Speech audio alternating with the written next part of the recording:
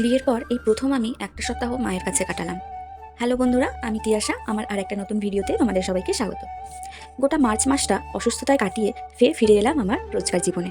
জানো তো, বিয়ের পর আমি যখনই মায়ের কাছে যেতাম, কখনো 2 দিন 3 দিন কি বড়জোর 4 দিন, এর বেশি আমি কখনোই মায়ের কাছে গিয়ে থাকিনি এই একটা বছরে।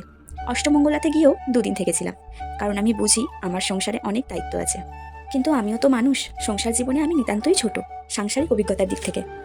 মাঝে মাঝে আমি খুব ডিমোটিভেট হয়ে যাই, মন খারাপ লাগে, কারোর সাথে কথা বলতে বিরক্ত লাগে, সামান্য কথাতেই রাগ হয়ে যায়। এই ব্যাপারগুলো আবার আমার হাজব্যান্ড খেয়াল করে। তখনও আমাকে বলে, যাও 2 দিন মায়ের কাছ থেকে ঘুরে আসো, মুড ঠিক হয়ে যাবে। আর সত্যিই তাই, 2-3 দিন মায়ের কাছ থেকে ঘুরে আসলে আপনা আপনি না আমার মনটা ভালো হয়ে যায়। আচ্ছা, এমনটা কি তোমাদের সাথেও হয়? একটু জানিও তো। তো যাই হোক, এবারে আমি অসুস্থ থাকার কারণে টানা 7 দিন মায়ের কাছে ছিলাম। 2 দিন একটু সুস্থ বোধ করাতে আবার চলে এলাম। 7 দিন পর একটু সুস্থ হয়ে বাড়ি ফিরে ঘর দালান রান্নাঘরের যা অবস্থা দেখলাম, তাতে আবার অসুস্থ হয়ে যাওয়ার মতোই অবস্থা আমার। ঘরটা কোনো রকমে তাড়াতাড়ি করে পরিষ্কার করে চলে গেলাম রান্নাঘরে। রান্নাঘরটার যা অবস্থা হয়েছে তাতে একটু ডিপ ক্লিন করতেই হবে। বেডরুমটা কাল ডিপ ক্লিন করব। এছাড়াও 2টো রুম আছে, সব এক এক করে করব। একার সংসারে তো একদিনে সব করা সম্ভব নয়, তাই আস্তে আস্তে সব করব। এই সপ্তাহটা পুরোটাই লেগে যাবে পরিষ্কার করতে।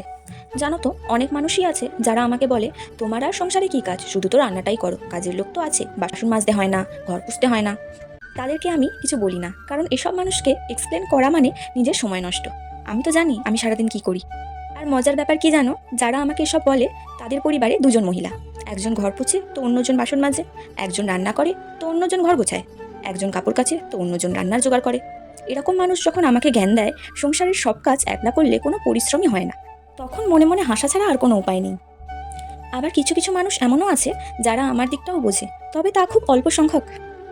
তারা আমাকে বলে, তুমি যা করছো যা করো সত্যি বিচার করার মতো নয়। বৌভাতের পরদিন থেকেই তুমি যা করছো খুব অল্প মেয়েরাই তা পারে, তোমার অভিজ্ঞতা একেবারেই আলাদা। তখন আমি মনে মনে খুবই মোটিভেট হই। তো যাই হোক, আজ শুধু রান্নাঘরটা ক্লিন করতেই 1.5 ঘন্টা লেগে গেছে। তারপর তাড়াতাড়ি করে টিফিন করে রান্না বসিয়েছিলাম। আজ আর বেশি কিছু রান্না করতে পারিনি। আমাকে যেহেতু এখন একটু বুঝে শুনে খাওয়া দাওয়া করতে হচ্ছে, তাই ভাত, ঝিঙে, পটল, আলু, মাছ দিয়ে ঝোল করেছিলাম। ঝোলেতে একটু কুলেখাড়া পাতাও দিয়েছিলাম। বেশ ভালোই হয়েছিল, আর হেলদিও তো বটে। জানো তো, অনেকদিন পর আবার আমার স্বাভাবিক রুটিনে ফিরে আমার বেশ ভালো লাগছে। অনেকদিন পর আজ আবার ভিডিও বানিয়েছি। ভগবানের কাছে প্রার্থনা করি যেন আমি এভাবেই সুস্থ থাকি আর আমার কাজটা এগিয়ে নিয়ে যেতে পারি। অসুস্থতা নিয়ে সারাদিন শুয়ে বসে থাকতে বড্ড বিরক্ত লাগে। তোমাদের সাথে গল্প করতে করতে দেখো আমার রান্নাঘরের কাজ এখন প্রায় শেষের দিকে। অনেক ভালো লাগলো গো তোমাদের সাথে অনেকদিন পর গল্প করে। তোমরা আমার সাথে থেকো, আবার কাল তোমাদের সাথে গল্প করতে আসবো, কেমন?